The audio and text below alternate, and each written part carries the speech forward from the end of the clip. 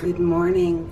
It is another lovely day here, but yeah, can you see behind me there?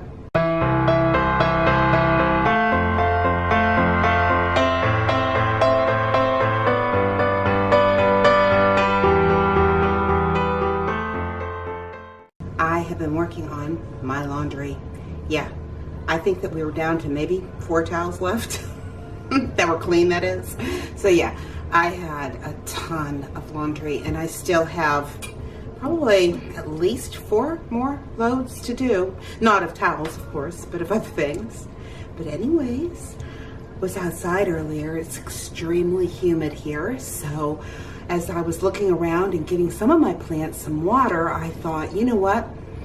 I think I need to dehydrate some more stuff. So I'm gonna go out there, I'm gonna pick a few things and put that in my dehydrator. And anyways, I'll talk to you in just a little while. I wanted to show you something because I have never grown this before. Look at that color. Look at, I don't know if it's showing up, but it is actually purple, like a plum. It's basil. My camera is focusing kind of weird right now. I don't think it knows what to focus on, me or this basil. Anyways, I wanted to show you that. I just thought it was really pretty because, yeah. This is just regular green, you know, basil. But this is that purple basil. Just thought it was really pretty, and it smells wonderful too. So, yep, I just washed it up. I'm going to be dehydrating this, dehydrating more of the parsley and some rosemary, and I'd like to go out there and pick some more, but I thought I would wait to see how much is actually going to fit in my dehydrator because I only have 5 trays. So, anyways, talk to you in a little bit. Well, here is an area of my house that you have never seen before. Yeah, this is my laundry room slash, yeah, don't know what to do with stuff, so it ends up coming in here. Yeah, that's what this room is. But I brought you in here to show you what our problem is. I should say my problem is. And it is with the washing machine that we purchased, and it was brought yesterday. Let me show you. As you can see, it's a typical washing machine, but I want to show you something. There is nowhere for you to control the temperature of the water. You can control this, how much water goes into the washing machine, but you cannot control the temperature. So if you want to have a heavy wash, it's going to come in on hot. If you want to have it on warm, it's only going to be a 6-minute wash. If you want cold, it is only going to be a 4-minute wash for what's considered to be wrinkle-free fabrics. Now that's great for my clothes, and that is great for, like, you know, my husband's Sunday shirts and things like that he wears to church. But what I do is I will fill up my washing machine with like just that much hot water, pure hot water, and then I would flip it to cold. Because all I need is for the soap that I make to dissolve, because I don't make liquid, I just make powder. For us, it works better. And I just don't have the room to store all that liquid, so I just make powder, and hey, you know what, it only takes a little bit, but it needs to dissolve. Well, we're on propane here, and there is just no way that I am going to be able to utilize what I need with this washing machine. And I don't know if I'm making myself clear, but my husband, he has to have a hard, heavy wash for his work clothes. He gets grease and oil and that kind of stuff on it, and yeah, 6-minute wash isn't going to cut it. And so that means that I have to stay in here, and I have to allow the machine to fill up on the full cycle for that much. Then I have to shut it off, turn that knob to the cold for that's only going to be a 4-minute wash, let it fill the rest of the way back up, then I can shut it off and turn it back again to the 14-minute full cycle, because then he'll get the full amount of time. And I'm like, I don't have time to be standing in here and cycling through the washing machine. I mean, that's just, to me, it's ridiculous. So, that being said, my husband called up the gentleman, and this was a gentleman that he sells, he's from our town, and he has an appliance store in town, and he sells new and used. And can you tell my husband's the one that picked this out?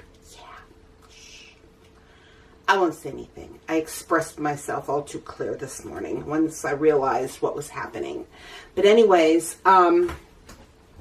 he called him up, and he said, he says, I realized that might be a problem. He says, but I have a new set coming in, so let me take a look at this. Give me some time to make sure that this used set is going to, it doesn't have any mechanical difficulties, because that's what he does. He reconditions them, right? And he says, and I will get back to you. So he at least is willing to exchange. There might be a money difference, which is fine, but at least I'm not stuck with this washing machine. I am thankful, though, because I kept reminding myself it could be worse. I could have nothing, right? But I still need a washing machine that's going to function for our needs. So, anyways, thanks for letting me spew a little bit and get out some of my frustrations, and I'll talk to you guys in a little bit. Today's devotion came in part from Right from the Heart Ministries, and our verse for today is found in Psalms chapter 5, verse 3. In the morning, O Lord, you hear my voice. In the morning, I lay my requests before you, and I wait in expectation. Prayer must be a vital part of our life, and most Christians would say they agree with that.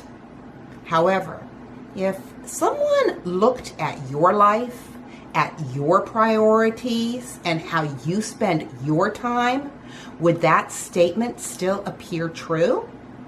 And honestly, the topic of prayer can be quite convicting. So, how would you assess the time you spend in prayer each day? Is prayer a key part of your life? Is it a priority? Think about this. When you get up in the morning, is your first thought about God? Or maybe it's checking the messages on your phone? The psalmist wrote about starting each day with God. In fact, the psalmist declared that in the morning he lays his requests before God. Prayer is the way to communicate with the one who created us. The importance of daily communication through prayer cannot be overstressed. It is so important that it is mentioned over 250 times in Scripture. So, why is daily prayer so important? Well, first, daily prayer gives us an opportunity to share all aspects of our lives with God. Second, daily prayer gives us a chance to express our gratitude for the things that He provides. Third, daily prayer provides the platform for confessing our sin and asking for help in overcoming. And fourth, daily prayer is an act of worship and obedience. And finally, fifth, daily prayer is a way to acknowledge who is really in control of our lives. In today's hectic and busy world, it is easy to rush into our day without giving much thought to God or to prayer. But when we start the day with God, that helps to get our day started right. Prayer recalibrates our hearts for life's ups and downs. Dietrich Bonhoeffer, who was a German pastor and theologian, he was a spy and an anti-Nazi dissident, put it this way: the prayer of the morning will determine the day. So let's each of us, you and me, reevaluate our own daily prayer time. Perhaps we need to start putting God into our morning routine every day. And with that, I want to remind you, life happens.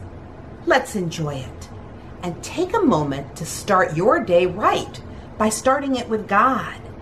And I can guarantee that He has something more important to say than your phone, social media, or email, or even that all-important YouTube.